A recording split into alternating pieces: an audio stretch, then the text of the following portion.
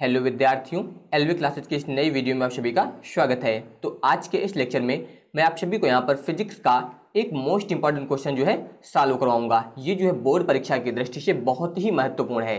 तो ध्यान दीजिए, यहाँ पर क्वेश्चन लिया गया है कि स्वप्रेरण का अर्थ समझाइए तथा एक समतल वृत्ताकार कुंडली के लिए स्वप्रेरण गुणांक का सूत्र निगमित कीजिए। और आगे इसमें लिखा है कि स्वप्रेरण गुणांक का विमीय सूत्र भी लिखिए।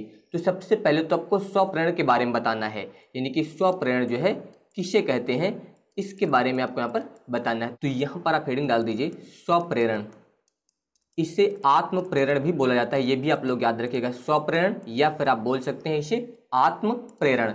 तो आप इसे परिभाषित करना चाहें तो आप बता सकते हैं कि जब किसी कुंडली से बद्ध चुंबकीय फ्लक्स के मान में परिवर्तन किया जाता है। चुंबकीय फ्लक्स जिसे आप लोग जानते हैं फाई, इसे हम लोग फाई से प्रदर्शित करते हैं। तो जब भी किसी कुंडली से बद्ध चुंबकीय फ्लक्स के मान में परिवर्तन किया जाता है तो उस कुंडली में जो है एक प्रेरित विद्युत वाहक बल, इसके अलावा एक प्रेरित धारा उत्पन्न हो जाती है।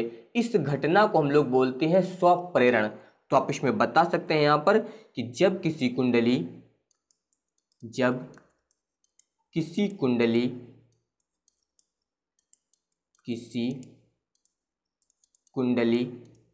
से बद्ध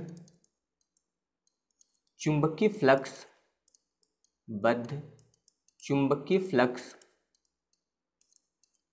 के मान में परिवर्तन किया जाता है, चुंबकीय फ्लक्स के मान में परिवर्तन किया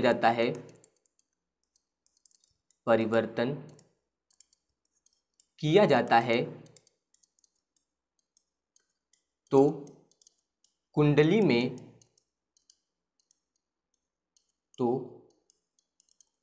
में एक प्रेरित विद्युत वाहक बल, कुंडली में एक जो है यहाँ पर प्रेरित विद्युत वाहक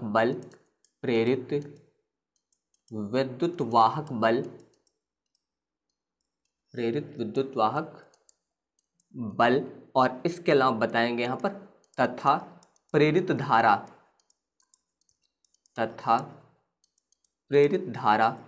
उत्पन्न हो जाती है।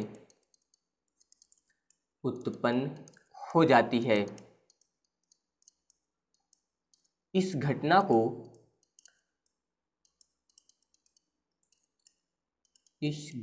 को स्वप्रेरण कहते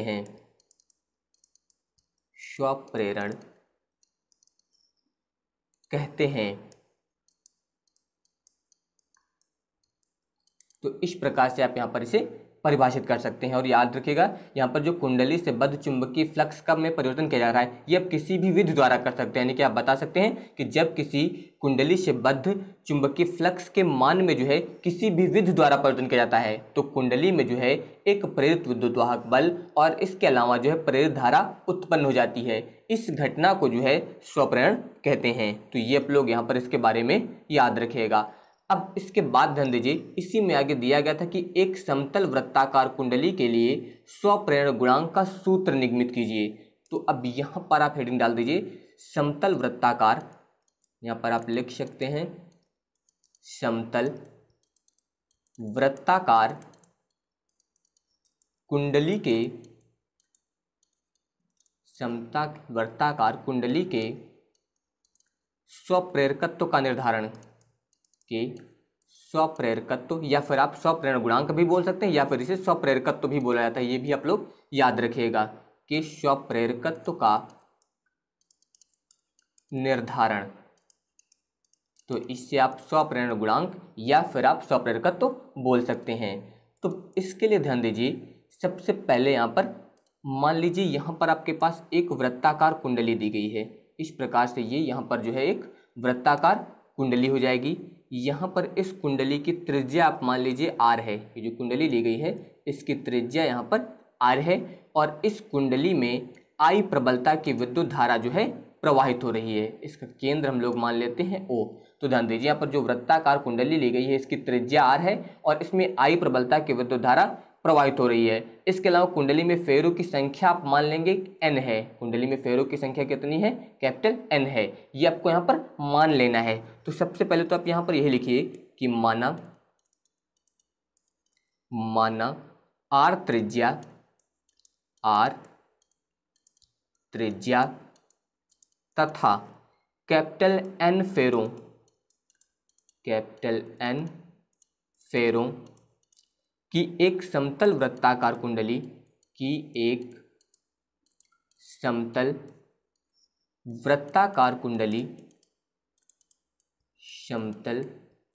वृत्ताकार कुंडली में I प्रबलता की विद्युत धारा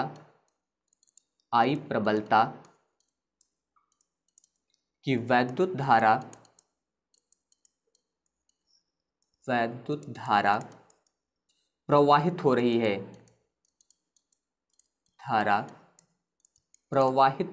है। ये आप यहाँ पर सबसे पहले मान लेंगे कि त्रिज्या जो है वो R है, फेरों की संख्या N है और इसके अलावा इसमें I प्रबलता की विद्युत धारा प्रवाहित हो रही है। इतना आपको मान लेना है। तो अब यहाँ पर इसके केंद्र पर पहले हम लोग चुंबकीय क्षेत्र ज्ञात करेंगे। तो यहाँ पर आप लिखिए, अतः कुंडली के केंद्र पर चुंबकीय क्षेत्र,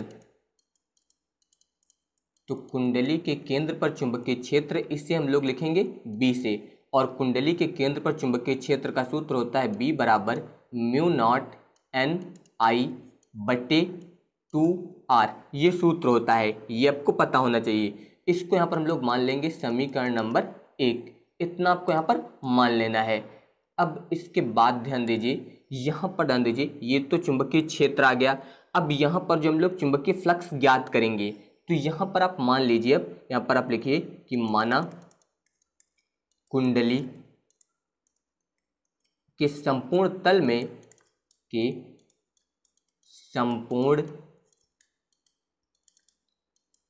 तल में चुंबकीय क्षेत्र कैपिटल B जो है वो एक समान है। अतः कुंडली से बद्ध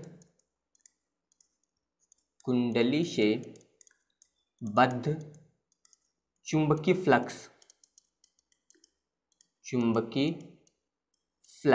अब यहाँ पर ध्यान दीजिए, यही पॉइंट आपको यहाँ पर समझना है। यहाँ पर आपको ये जो वृत्ताकार कुंडली बताई गई थी, इसके केंद्र पर ये चुंबकीय क्षेत्र आपको बताया गया भी कितना है, B। और इसके बाद यहाँ पर ध्यान दीजिए, इसमें माना गया है कि कुंडली के संपूर्ण तल में, यानी कि यहाँ पर आप बोल सकते हैं कि ये कुंडली जो है इतना छोटी है कि लगभग इसकी त्रिज्या जो है, यानी कि ये R जो है इतना कम है यहाँ पर कि ये जो है इसके केंद्र पर ही उपस्थित है। ये आप मान सकते हैं यहाँ पर कि इस चुंबकीय क्षेत्र में जो है इसकी त्रिज्या इतनी कम है कि इसका यहाँ पर जो चुंबकीय क्षेत्र है इसको जो हम लोग संपूर्ण कुंडली पे मान सकते हैं। तो वही यहाँ पर लिखा गया कि माना कुंडली के संपूर्ण तल में चुंबकीय क्षेत्र B जो इसके केंद्र पर था, वही जो है पूरी कुंडली में एक समान है। ये मान लिया गया कि त्रिज्या जो है इतनी कम है कि जो केंद्र पर चुंबकीय क्षेत्र था वो यहाँ पर इसके पूरे क्षेत्र में यहाँ पर हो जाएगा। तो वही यहाँ पर लिखा गया है कि चुंबकीय क्षेत्र B जो है वो एक समान है। और अगर पूरी कुंडली में चुंबकीय क्षेत्र B समान है तो कुंडली से बद्ध जो चुंबकीय फ्लक्स ज्ञात करेंगे, यानी कि फाई बराबर BA। ये सूत्र होता है फाई बराबर BA। अब इसमें हम लोग मान रखेंगे अगर, तो फाई बराबर B का मान आप समीकरण 1 से रखिए। तो यहाँ पर आपको दिया गया है μ0 Ni बटे में हो जाएगा 2R, इतना हुआ। इसके अलावा ध्यान दीजिए यहाँ पर आपको क्षेत्रफल यानी कि A दिया गया है। तो अब इसका सूत्र आपको पता होना चाहिए। ध्यान दीजिए, क्षेत्रफल के लिए हम लोग ज्ञात करते हैं A बराबर पाई R स्क्वायर, क्योंकि त्रिज्या क्या थी R, तो A का मतलब पाई R स्क्वायर इतना होगा। तो यहाँ पर आप A का मान रख दीजिए पाई R स्क्वायर, इस प्रकार से इतना होगा। यहाँ पर ये R जो है इससे कैंसिल हो जाएगा। तो यहाँ पर आप लिखेंगे अब फाई बराबर, यहाँ पर हो जाएगा μ0, इसके अलावा ये दिया गया है आपको पाई, तो μ0 पाई N यहाँ पर आपको दिया गया है। इसके अलावा ध्यान दीजिए यहाँ पर ये N हो गया और इसके अलावा I और एक R बच गया। तो यहाँ पर I इंटू में हो जाएगा R और बट्टे में कितना हो जाएगा 2। तो ये आ गया आपका चुंबकीय फ्लक्स। अब यहाँ पर हम लोग ज्ञात करेंगे स्वप्रेरण गुणांक। तो अब आप यहाँ पर ध्यान दीजिए, यहाँ पर आप लिखिए अतः कुंडली का स्वप्रेरण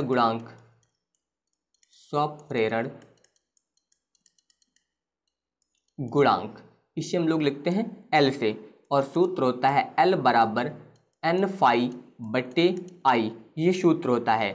तो अब यहाँ पर ध्यान दीजिए, ये हो जाएगा L बराबर, यहाँ पर आप लिखिए N बट्टे में हो जाएगा I इंटू में यहाँ पर फाई है, फाई का आप ये वाला मान रखिए इस फाई की जगह पे। तो ध्यान दीजिए यहाँ पर हो जाएगा म्यू नॉट, इसके अलावा आपको दिया गया है पाई, यहाँ पर हो जाएगा N I और यहाँ पर हो जाएगा R, और बट्टे में यहाँ पर दिया गया है 2, इतना हो गया। तो अब इसमें ध्यान दीजिए, यहाँ पर ये I से I जो है कैंसिल हो जाएगा, तो इसका मतलब ये आएगा फिर L बराबर, यहाँ पर ध्यान दीजिए ये आप लिखेंगे म्यू नॉट, ये हो गया म्यू नॉट, इसके अलावा आपको पाई दिया गया, यहाँ पर लिख दीजिए पाई, ये n और n का गुणा हो जाएगा तो यहाँ पर हो जाएगा n स्क्वायर, और इसके अलावा इनटू में आ जाएगा r, और बट्टे में हो जाएगा 2। तो ये यहाँ पर जो सूत्र आया है ये स्वप्रेरण गुणांक का जो है सूत्र हो जाएगा।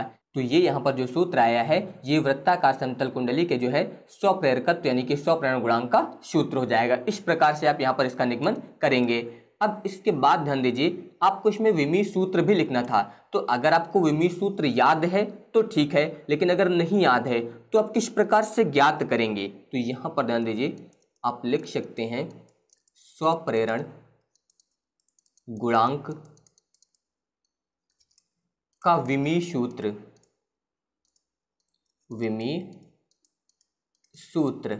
अब ध्यान दीजिए, अगर आपको याद नहीं है तो किस प्रकार से आप यहाँ पर ज्ञात करेंगे? तो सबसे पहले ध्यान दीजिए सूत्र क्या होता है। सूत्र होता है L बराबर E बट्टे में होता है डेल्टा I बट्टे डेल्टा T, ये सूत्र होता है। अगर ये पलट के ऊपर जाएगा तो E, यहाँ पर ध्यान दीजिए ये आ जाएगा डेल्टा T और बट्टे में आ जाएगा डेल्टा I, यानी कि ये पलट के ऊपर आ गया। ये यहाँ पर जो है L यानी कि स्वप्रेरण गुणांक का सूत्र होता है, तो ये पलट के ऊपर आ गया तो इतना हो गया। तो अब ध्यान दीजिए, अगर यहाँ से हम लोग इस L का मात्रक ज्ञात करें यानी कि स्वप्रेरण गुणांक का मात्रक ज्ञात करें पहले, तो L का मात्रक बराबर यहाँ पर दिया गया है E, यानी कि ये होता है आपका विद्युत वाहक बल, इसका मात्रक हो जाएगा वोल्ट। इसके अलावा डेल्टा T ये है समय, समय का मात्रक हो जाएगा सेकेंड, बट्टे डेल्टा I यानी कि धारा, ये मात्रक हो जाएगा एम्पियर। तो यहाँ पर इसका आप मात्रक लिख दीजिए एम्पियर, इस प्रकार से इतना हो गया।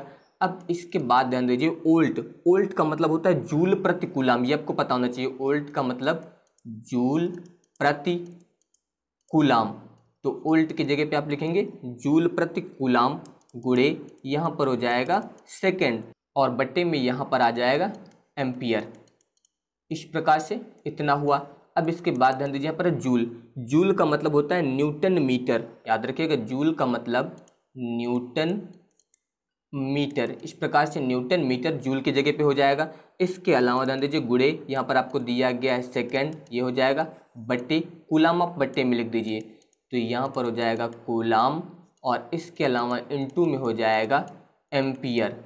अब आपको ये सारे सूत्र जो है यानी कि जो सारे मात्रक हैं ये पता होना चाहिए कि कौन सा मात्रक किसके बराबर होता है, तभी आप ऐसा लिख पाएंगे। अगर आपको नहीं याद है तो आपके लिए यहाँ पर समस्या होगी, ये आप लोग याद रखिएगा। अब इसके बाद ध्यान दीजिए यहाँ पर आ गया न्यूटन मीटर और इसके अलावा ये हो गया सेकंड। अब न्यूटन मीटर को भी आप बदल सकते हैं, यहाँ पर जो न्यूटन दिया गया है इस न्यूटन को आप लिख सकते हैं किलोग्राम मीटर प्रति सेकंड स्क्वायर, न्यूटन की जगह पे आप लिख सकते हैं। ध्यान दीजिए इसकी जगह पे आप लिखेंगे किलोग्राम, यहाँ पर हो जाएगा किलोग्राम मीटर सेकंड स्क्वायर होता है यानी कि प्रति सेकंड स्क्वायर, और आप चाहे तो इसे ऐसा लिख सकते हैं सेकंड की पावर -2, ये इसकी जगह पे हो गया यानी कि न्यूटन की जगह पर। और इसके बाद ध्यान दीजिए आपको यहाँ पर क्या दिया गया है, मीटर दिया गया है और फिर इसके बाद सेकंड दिया गया है, ये तो हो गया ऊपर यहाँ पर। अब बट्टे में ध्यान दीजिए यहाँ पर है कूलाम, कूलाम का मतलब होता है एम्पियर सेकेंड, कूलाम का मतलब एम्पियर सेकेंड ये होता है, और आगे गुणे में दिया गया है एम्पियर, तो यहाँ पर आप लिख दीजिए एम्पियर, इस प्रकार से इतना हुआ। अब इसके बाद ध्यान दीजिए यहाँ पर ये आपको दिया गया है किलोग्राम, तो यहाँ पर लिखिए किलोग्राम, इतना हो गया। इसके अलावा ध्यान दीजिए ये मीटर और ये वाला मीटर मिलके यहाँ पर हो जाएगा मीटर स्क्वायर, इतना हो गया। इसके अलावा ध्यान दीजिए ये वाला सेकंड और ये वाला सेकंड कट जाएगा, इसका मतलब यहाँ पर हो जाएगा सेकंड की पावर -2, इतना हुआ। और बट्टे में ध्यान दीजिए ये एम्पियर और ये एम्पियर, तो एम्पियर स्क्वायर होगा। जब ये ऊपर जाएगा तो ऐसा आप लिख सकते हैं एम्पियर की पावर -2, इस प्रकार से इतना हुआ। तो ये यहाँ पर जो है L का मात्रक आ गया। तो जब यहाँ पर आप इसका विमीय सूत्र लिखेंगे तो L का विमीय सूत्र, क्योंकि विमीय सूत्र लिखने के लिए आपको मात्रक पता होना चाहिए। तो किलोग्राम है, किलोग्राम के लिए विमीय सूत्र क्या होता है, m, इतना हो जाएगा। इसके बाद है मीटर, मीटर के लिए लिखते हैं L, स्क्वायर लगा दीजिए। सेकंड, सेकंड के लिए लिखते हैं T, T के ऊपर लगा है -2, इतना हो गया। एम्पियर, एम्पियर के लिए होता है A, और यहाँ पर पावर कितना है -2, तो यहाँ पर लग जाएगा -2। तो इसका मतलब यहाँ पर इसका विमीय सूत्र आ जाएगा mL² T की पावर -2 और एम्पियर की पावर -2। अगर आपको ये याद रहेगा तो आप डायरेक्ट लिख दीजिएगा, आपको वहाँ पर ये सब करने की आवश्यकता नहीं है। लेकिन अगर नहीं याद है तो आप किस प्रकार से ज्ञात करेंगे वो आपको यहाँ पर बताया गया है, तो ये आप लोग यहाँ पर याद रखिएगा। अब ध्यान दीजिए, कुछ पॉइंट और भी समझ लीजिए। जैसे कि यहाँ पर ये था वोल्ट, इस वोल्ट को क्या लिखा गया था, जूल प्रति कूलाम। कैसे लिखा गया है, सूत्र होता है V बराबर W/Q। V यहाँ पर विभव होता है, W कार्य है, Q आवेश, तो इसका मात्रक होता है वोल्ट, और ये कार्य यानी कि जूल और कूलाम यानी कि आवेश, तो इसीलिए वोल्ट किसके बराबर हुआ, जूल प्रति कूलाम के बराबर हुआ। इसके अनुसार ये लिखा गया। अब इसके बाद ध्यान दीजिए, यहाँ पर जो जूल था, इस जूल को लिख दिया गया न्यूटन मीटर। क्या लिखा गया, न्यूटन मीटर, क्योंकि ध्यान दीजिए सूत्र होता है कार्य बराबर बल गुणे विस्थापन, ये सूत्र होता है। W यहाँ पर कार्य होता है यानी कि इसका मात्रक जूल, बल का मात्रक न्यूटन और विस्थापन का मात्रक मीटर, इसलिए जूल की जगह पे क्या लिखा गया था, न्यूटन मीटर, तो ये जूल की जगह पे लिखा गया था। इसके अलावा ध्यान दीजिए एम्पियर को क्या लिखा गया था, यहाँ पर ध्यान दीजिए, यहाँ पर जो एम्पियर था एम्पियर था। इसके अलावा जो बट्टे में कूलाम आया था, इस कूलाम के लिए ध्यान दीजिए सूत्र होता है Q बराबर IT। Q यहाँ पर आवेश होता है, इसका मात्रक होता है कूलाम, यहाँ पर ये धारा है यानी कि एम्पियर, T यहाँ पर समय है यानी कि सेकंड, इसलिए यहाँ पर ध्यान दीजिए ये जो कूलाम आया था, इस कूलाम को लिख दिया गया था एम्पियर सेकंड। तो यहाँ पर अगर आपको ये फार्मूला याद है तो आप यहाँ पर मात्रक जो है बहुत ही आसानी से चेंज कर लेंगे और आपको किसी प्रकार की कोई समस्या नहीं होगी। तो ये आप लोग यहाँ पर याद रखिएगा। तो इस प्रकार से जो आप यहाँ पर विमीय सूत्र ज्ञात कर सकते हैं। तो अगर आप सभी को ये वीडियो पसंद आया हो तो इस वीडियो को लाइक, शेयर और हमारे इस चैनल को सब्सक्राइब जरूर करिएगा। धन्यवाद।